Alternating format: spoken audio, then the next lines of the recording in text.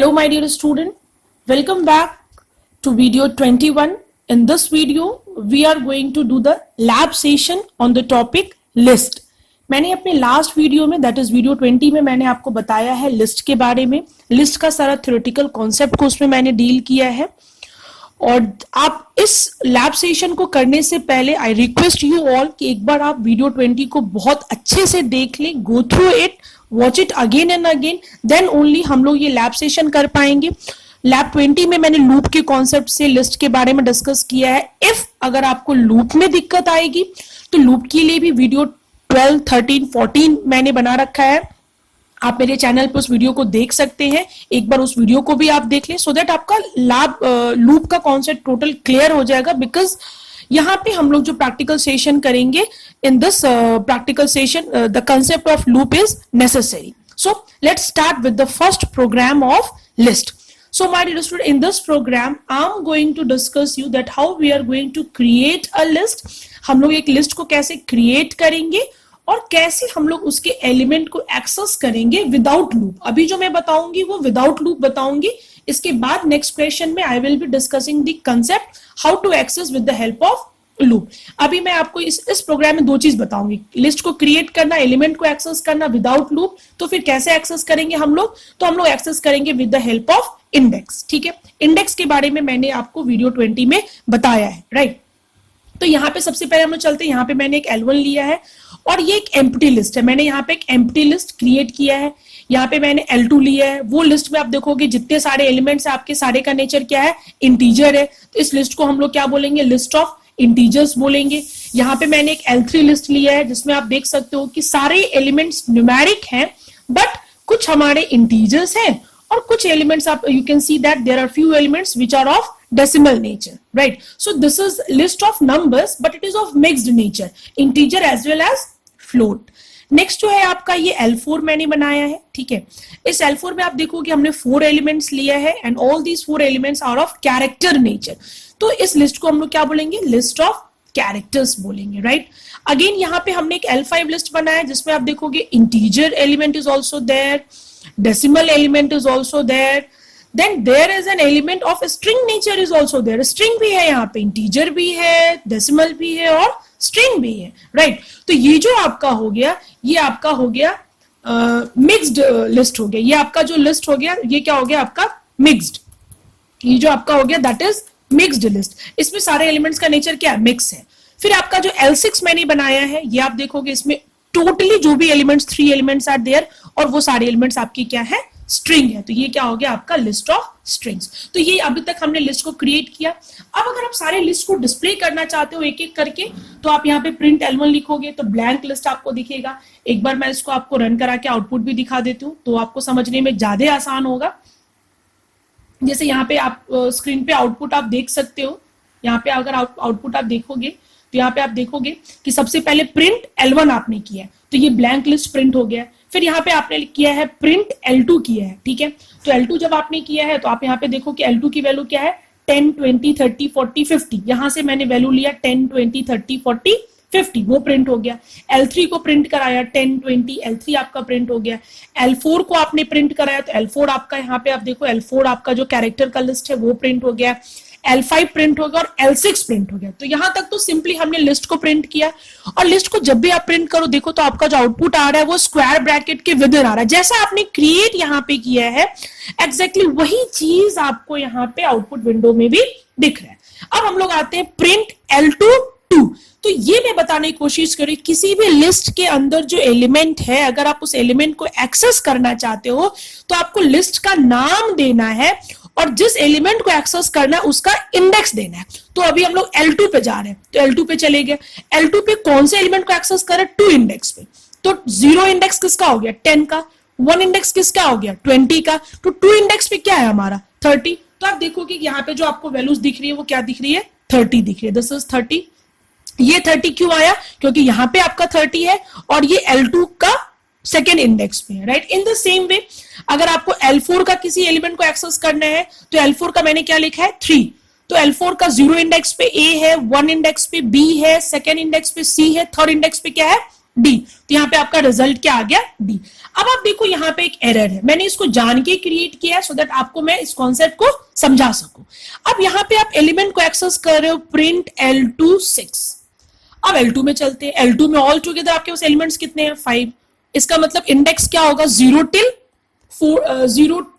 4 तक आपका इंडेक्स जाएगा, 0 1 2 3 4। लेकिन यहां पे मैं किसको एक्सेस कर रही हूं, एक ऐसे एलिमेंट को एक्सेस करने की कोशिश की जिसका इंडेक्स क्या है, 6 है। तो this concept is known as index out of range. और आप जब एरर देखोगे तो एरर आपका कैसा एरर आ रहा है, इंडेक्स एरर। क्यों इंडेक्स एरर आ रहा है, देखो यहाँ पे लिख रहा है list index out of range, क्योंकि जो रेंज के अकॉर्डिंग आपका जो लिस्ट का इंडेक्स होना चाहिए था, चूंकि लिस्ट का साइज 5 है तो इंडेक्स होगा 0 से लेके 4 तक होगा, लेकिन आप किसको एक्सेस कर रहे हैं, 6 वाले एलिमेंट को। तो ये एरर आपका शो कर रहा था, तो मैं इसको कमेंट बना देती हूँ सो दैट कि अब इसका काम हमारा हो गया, आप इस एरर को आप समझ गए। तो आपको ध्यान रखना है कि अगर आप किसी ऐसे एलिमेंट को एक्सेस करोगे जो उस इंडेक्स से अगर बाहर है तो आपका ये एरर शो करेगा, that is called index error. Okay, तो मैंने इसको कमेंट बना दिया, कोई दिक्कत नहीं। तो इससे पहले का पार्ट तो आपका क्लियर हो गया। ओके, अब हम लोग आते हैं, अभी तक हमने ब्लैंक लिस्ट क्रिएट किया था, ये सिंपल स्क्वायर ब्रैकेट डाल के ना, opening and closing. This is one way to create empty list. अब हमारे पास एक इनबिल्ट मेथड है लिस्ट का, LIST नाम का एक इनबिल्ट मेथड है हमारे लिस्ट का, इसके हेल्प से भी हम ब्लैंक लिस्ट को क्रिएट कर सकते हैं। ठीक है, अब यहाँ पे मैंने एक ब्लैंक लिस्ट क्रिएट किया, तो जब आप इस प्रोग्राम को रन करोगे तो आप देखोगे कि एक ब्लैंक लिस्ट आपका बस स्क्रीन पे प्रिंट हो जाएगा विथ नो वैल्यू। अब आप देखो कोई एरर नहीं है, एरर आपका खत्म हो गया। तो ये देखो, ये आपका एक ब्लैंक लिस्ट प्रिंट हुआ। ये क्यों प्रिंट हुआ, क्योंकि मैंने यहाँ पे L2 लिस्ट किया और यहाँ पे मैंने एक ब्लैंक लिस्ट डाल दिया। ठीक है, अब यहाँ पे हम लोग आते हैं, ये जो कॉन्सेप्ट मैं बता रही हूँ ये नेस्टेड लिस्ट का है।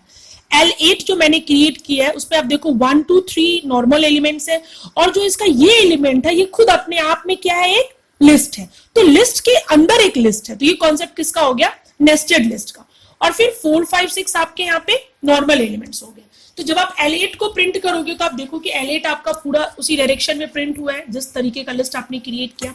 अब मैंने यहाँ पे लिखा है L2 8 2 L2 2, तो 0 इंडेक्स पे 1 है, 1 इंडेक्स पे 2 है और 2 इंडेक्स पे क्या है, 3। तो आपका आउटपुट आप देख सकते हो कि क्या प्रिंट हुआ, आपका 3। उसके बाद मैंने लिखा है L8 3, तो थर्ड इंडेक्स पे आपका ये पूरा एक लिस्ट है ना, ये पूरा जो लिस्ट है वो थर्ड इंडेक्स पे है। इसी की वजह से आप देखोगे कि आपके आउटपुट में ये पूरा लिस्ट ही प्रिंट किया है, कोई दिक्कत नहीं है। ठीक है, प्रिंट हो गया। अब अगर मुझे एक्सेस करना है इस लिस्ट के 0 इंडेक्स वाले एलिमेंट को, तो यहाँ पे आपको 2 इंडेक्स देना पड़ेगा, कौन सा रो का और ये कौन सा कॉलम्स के इंडेक्स है। मैंने लिखा है 3 मीन्स आप किस पे आ गए, इसके अंदर आ गए, थर्ड इंडेक्स से। और 0, तो ये भी तो अपने आप में एक लिस्ट है, इसका भी तो एलिमेंट है, तो 10 का इंडेक्स क्या हो जाएगा, 0, 20 का इंडेक्स क्या हो जाएगा, 1, और 30 का इंडेक्स क्या हो जाएगा, 2। तो मैंने लिखा है 3 ऑफ 0, तो क्या प्रिंट होगा आपका 10। तो आप यहाँ पे देख सकते हो आउटपुट में क्या प्रिंट हो गया, आपका 10। ठीक है, अब यहाँ पे मैंने लिखा है 3 ऑफ 2, तो 10 1 2, तो क्या प्रिंट होगा आपका 30। वो थोड़ा स्क्रीन से दिख नहीं रहा होगा, लेकिन देखिए आपको दिख रहा है यहाँ पे 30 आपका यहाँ पे प्रिंट हो गया। तो ये आपने देखा कि माय डियर स्टूडेंट कि कैसे हम लोग लिस्ट को क्रिएट करेंगे और कैसे उसके अंदर हम लोग एलिमेंट्स को डाल दिए हैं और एक एक करके कैसे उसके एलिमेंट्स को हम लोग एक्सेस कर रहे हैं, एम्प्टी लिस्ट कैसे क्रिएट हो रहा है, कब एरर आपका आ सकता है और उस एरर को आप कैसे ठीक करोगे, ये इंडेक्स एरर किसे कहते हैं। तो ऑलमोस्ट इसमें हमने बेसिक कॉन्सेप्ट्स को हमने यहाँ पे कवर किया है। Thank you. Now my dear student, ये हमारा सेकेंड प्रोग्राम है। फर्स्ट प्रोग्राम में हमने देखा कि हम लोग लिस्ट को क्रिएट कैसे करेंगे, एलिमेंट को कैसे एक्सेस करेंगे विदाउट लूप। अब मैं आपको बता रही हूँ कि हम लोग जो लिस्ट बनाए हैं उसके एलिमेंट को we can access with the help of loop. ठीक है, तो अभी हमने यहाँ पे एक लिस्ट बनाया है L1 जिसमें मैंने एलिमेंट्स इनिशियलाइज कर दिया 5 एलिमेंट्स मैंने इनिशियलाइज कर दिया 10 20 30 40 50। अब यहाँ पे अगर प्रिंट L1 आप करोगे तो आप देख सकते हो आउटपुट विंडो पे पूरी आपकी जो लिस्ट है वो क्या हो गई है, प्रिंट हो गई है। ठीक है, एज इट इज प्रिंट हो गया। अब आप देखो, अब मैंने यहाँ पे लूप लगाया for A in L1। Again मैं आपको कह रही हूं, अगर आपको फॉर लूप में थोड़ा भी कंफ्यूजन है, कोई कॉन्सेप्ट आपको समझ में नहीं आ रहा है, फॉर कैसे वर्क करता है, ये इन क्या है, ये ए क्या है, फॉर क्या है, ये सीक्वेंस कैसे है, ये कैसे वर्क कर रहा है, क्या फॉर का सिंटेक्स है, इसके लिए मैंने आपको बोला है वीडियो 11, 12, 13, 14, 15 ये एक सीरीज के वीडियो है, पूरे लूप पे है, फॉर वाइल सब पे मैंने प्रोग्राम्स बताया है, थ्योरीज बताया है। तो माय डियर स्टूडेंट प्लीज एक बार आप उसको गो थ्रू करना, तो फिर आप जब यहाँ पे आके उस कॉन्सेप्ट को यूज करोगे तो आपको लगेगा कि ओके फॉर का यहाँ पे प्रैक्टिकल इंप्लीमेंटेशन हमारा हो रहा है। ठीक है, तो यहाँ पे L1 प्रिंट किया तो पूरी लिस्ट आपकी प्रिंट हो गई। ठीक है, अब मैं यहाँ पे करें फॉर A इन L1, तो L1 आपका एक सीक्वेंस हो गया ना, तो हमारा फॉर लूप क्या करता है कि वो एक एक करके हर एक एलिमेंट पे जाता है। कब तक जाता है? जब तक कि वो लास्ट एलिमेंट तक नहीं पहुंच गया। तो फॉर A इन L1, तो अभी हमारी A की पहली वैल्यू क्या हो जाएगी? 10 हो जाएगी। तो प्रिंट क्या हो जाएगा? A। तो अब आप देखोगे कि ये स्क्वायर ब्रैकेट में प्रिंट नहीं है, क्योंकि अब मैं लिस्ट को नहीं प्रिंट कर रही हूं, अब उस लिस्ट के अंदर जो इंडिविजुअल एलिमेंट्स है ना उसको प्रिंट कर रहे हैं, तो ये आपके स्क्वायर ब्रैकेट में प्रिंट नहीं हो रहा। तो पहली वैल्यू प्रिंट हो गई, फिर ये लूप हमारा ऊपर गया, अब नेक्स्ट वैल्यू पे हमारा A गया, तो अब जो हमारा है A की वैल्यू क्या हो गई? 20। तो अब आपके आउटपुट विंडो पे क्या दिख रहा है? 20। इन द सेम वे ये 30 दिखिएगा, 40 दिखिएगा, और जैसे ही आपका 50 हो गया, लास्ट एलिमेंट आपने विजिट कर लिया, तो ये लूप हमारा टर्मिनेट कर जाएगा, हम इस लूप से बाहर आ जाएंगे। तो ये एक तरीका हुआ, इसमें हम लोग एक एक करके one element will be printed at a time, one element हमारा लिस्ट का एक एक करके हमारा क्या हो गया? ये प्रिंट हो गया। अब ये लाइन इसलिए चेंज कर दिया क्योंकि मैंने सेपरेटर यहाँ पे एंड कुछ नहीं लिखा, तो बाय डिफॉल्ट आप जानते हो प्रिंट का मैंने वीडियोस में बताया है कि बाय डिफॉल्ट इसका जो सेपरेटर होता है वो स्लैशन होता है, वो लाइन चेंज करके आपके आउटपुट को दिखाएगा। अब यहाँ पे इसी प्रोग्राम को मैंने एक और पार्ट में डिवाइड कर दिया है कि हम लोग यहाँ पे एलिमेंट को एक्सेस करेंगे with the help of range and length function. Range पे भी मैंने बहुत सारा वीडियोस बना दिया है, अगर आप उन वीडियोस को नहीं देखे हैं तो एक बार आप उस वीडियोस को फॉर लूप के जस्ट आगे पीछे मैंने रेंज का भी वीडियोस आपको अपलोड किया, तो आप उसको भी एक बार अच्छे से देख ले कि ये रेंज फंक्शन कैसे वर्क करता है।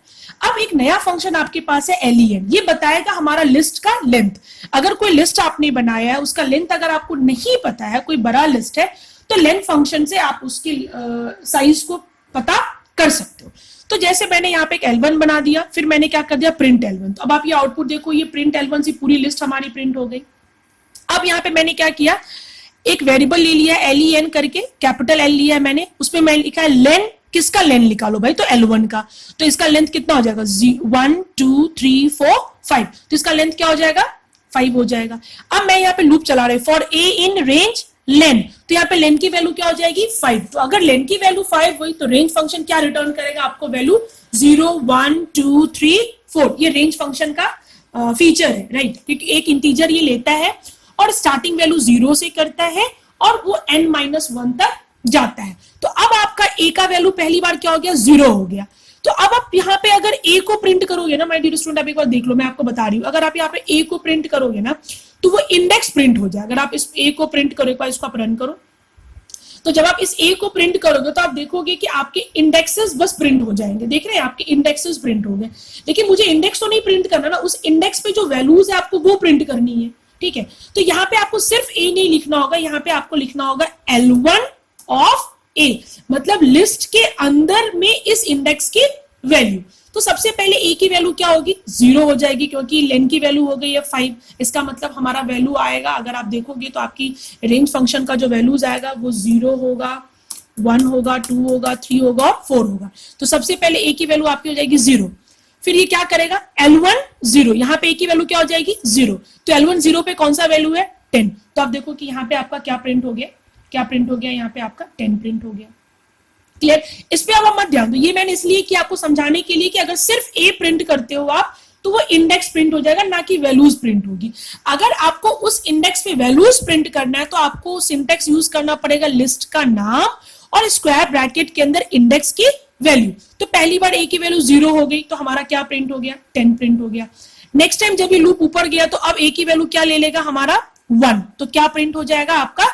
L1 1। तो L1 1 में आपका क्या है? 20। तो यहाँ पे आपका आउटपुट क्या आ गया? 20। In the same way L1 2 में क्या है आपका? 30। तो क्या प्रिंट हो जाएगा? 30। फिर L1 3 में आपका क्या है? 40। तो क्या प्रिंट हो गया आपका? यहाँ पे 40 प्रिंट हो गया। L1 4 में आपका क्या है? 50। तो क्या प्रिंट हो गया? 50। अब तो ये लूप चलेगा ही नहीं, बिकॉज रेंज फंक्शन का जो साइज था 5 था, तो वो कितनी बार चलेगा? 5 बार चलेगा। किसके लिए? 0 1 2 3 4। तो इस प्रोग्राम में मैंने आपको बताया कि कैसे आप सिर्फ लूप से एलिमेंट को एक्सेस करोगे, and how you are going to combine range and length function together along with for loop to access the individual element. So my dear student, till now we have seen two programs. अभी तक हमने दो programs देख लिया list पे. Okay.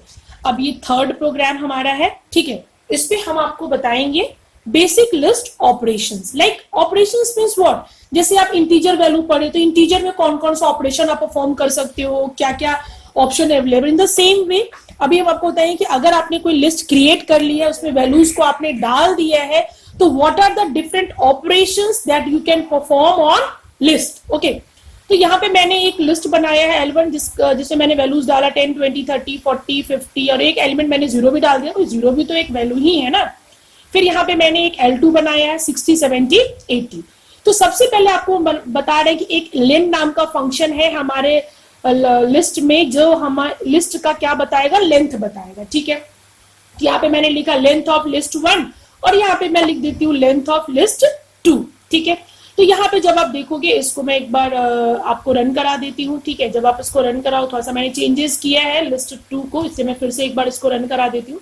तो आप यहाँ पे देखोगे कि जो आपका जो आउटपुट आ रहा है, लेंथ ऑफ लिस्ट 1 क्या आ रहा है, 6 आ रहा है. 6 क्यों आ रहा है, क्योंकि आप इसमें एलिमेंट देखो 1, 2, 3, 4, 5, 6 एलिमेंट्स आर देयर. तो आपका लिस्ट का लेंथ क्या हो गया, 6 आ गया. फिर यहाँ पे लिखा लेंथ ऑफ लिस्ट 2. तो लिस्ट 2 में कितने एलिमेंट्स है आपके, 3 एलिमेंट्स है. तो यहाँ पे इसका साइज क्या आ गया, 3 आ गया. अब आप यहाँ पे मैं आपको बता रही हूँ कि अब हमने L3 equal to L1 plus L2, मैंने यहाँ पे दो लिस्ट को ज्वाइन कर दिया. ये दूसरा ऑपरेशन है ज्वाइनिंग ऑफ लिस्ट, जिसको आप बोल सकते हो कॉन्कैटिनेशन भी. लिस्ट को आप कॉन्कैटिनेट भी कर सकते हो. तो आपको ध्यान देना है कि जब आप लिस्ट को कॉन्कैटिनेट करोगे तो दोनों ऑपरेंड लिस्ट ही होना चाहिए, L1 प्लस S2, या कोई सीक्वेंस होना चाहिए.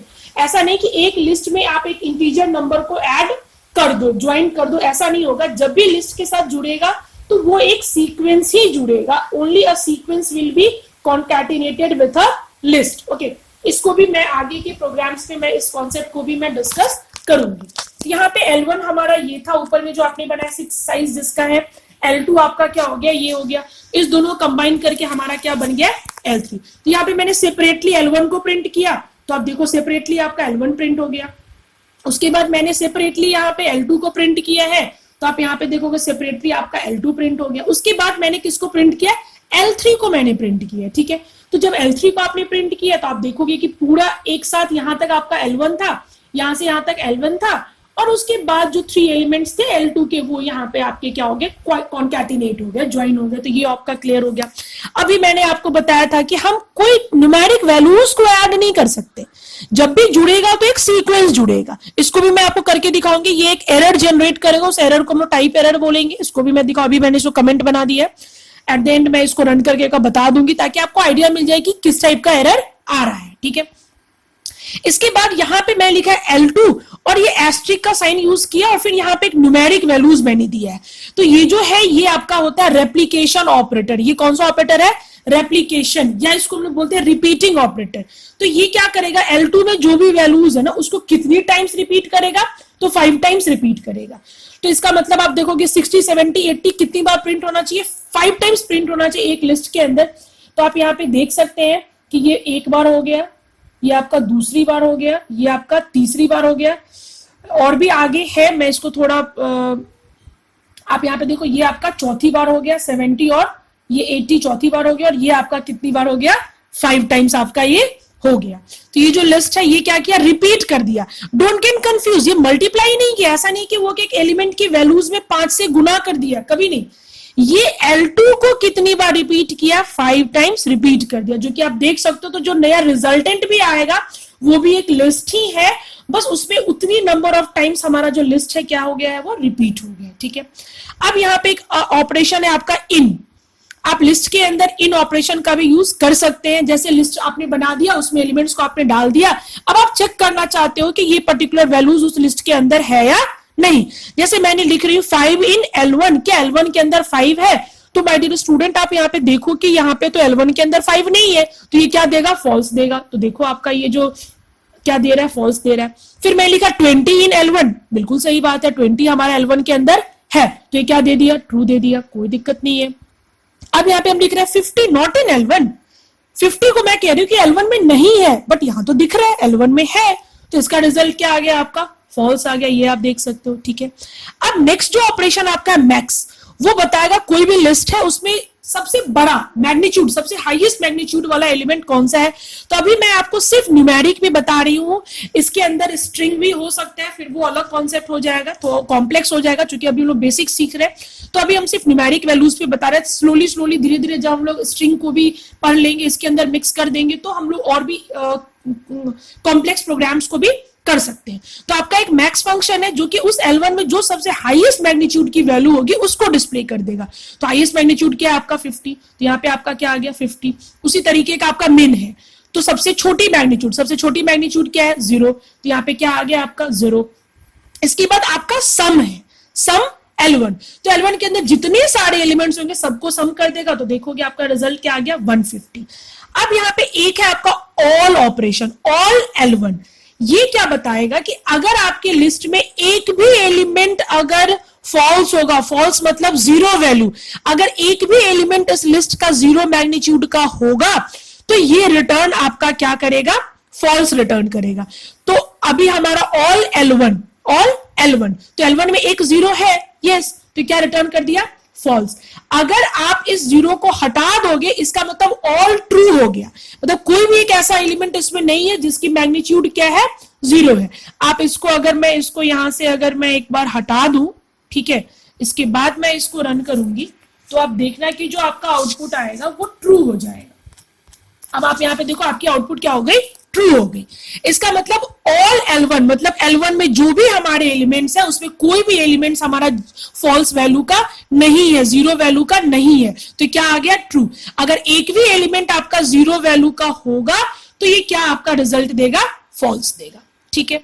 अब यहां पे हम लिख रहे हैं एनी L1, क्या लिखा है मैंने, एनी L1। एक बार फिर से मैंने चेंज किया, देखो फिर से मुझे रन करना पड़ेगा क्योंकि मैंने चेंजेस कर दिए, ठीक है। अब यहाँ पे एनी L1, तो अगर L1 के अंदर एक भी वैल्यू जीरो होगी तो ये क्या देगा, ट्रू देगा। तो अभी तो एक वैल्यू जीरो है, तो आप देख सकते हो कि क्या आपका दे दिया, ट्रू वैल्यू दे दिया। अगर एक भी जीरो नहीं रहता, आप जीरो को यहां से हटा दोगे, तो एनी जो है आपका वो क्या दे देगा, फॉल्स, क्योंकि there is no zero value. तो ये आपका हो गया ऑल और दूसरा हो गया एनी। अब यहाँ पे एक हमारा मेथड है लिस्ट।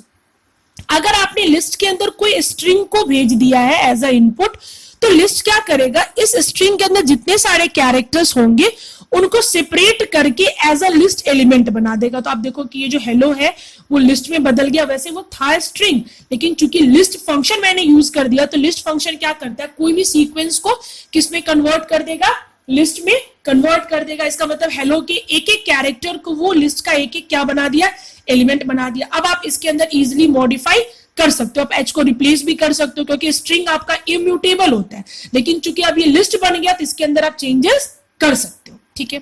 इसके बाद यहाँ पे मैंने एक L3 बना जिसे मैंने कुछ एलिमेंट्स डाला है। अब मैं आपको सॉर्टेड के बारे में बता रही हूँ। सॉर्टेड एक इनबिल्ट लिस्ट का ऑपरेशन है जो कि लिस्ट एज एन आर्गुमेंट लेगा। जैसे मैंने यहाँ पे L3 दे दिया एज एन आर्गुमेंट, तो ये L3 को शॉर्ट कर देगा on the basis of ascending order में सॉर्ट करेगा, और ये एक लिस्ट ही रिटर्न करेगा जिसको मैंने किस में स्टोर कर लिया है, L4 में, और मैं उस L4 को क्या कर रही हूँ, प्रिंट कर रही हूँ। तो आप देख सकते हो यहाँ पे कि आपका जो लिस्ट प्रिंट हुआ है वो असेंडिंग ऑर्डर में आपका क्या हो गया, प्रिंट हो गया। So my dear student, in this video मैंने 3 प्रोग्राम्स कवर किया लिस्ट का। बहुत बेसिक्स प्रोग्राम्स थे।